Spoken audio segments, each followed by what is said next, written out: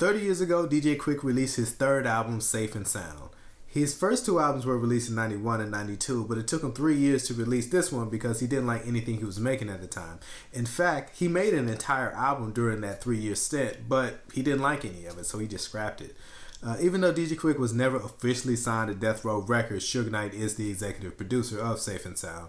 And though he wasn't officially on the roster, he was still part of the Death Row medley performance during the infamous 1995 Source Awards. During the show, he performed his diss song Dollars and Cents directed at MC8. And I don't mean that metaphorically. He was literally looking at MC8 in the crowd while he was performing.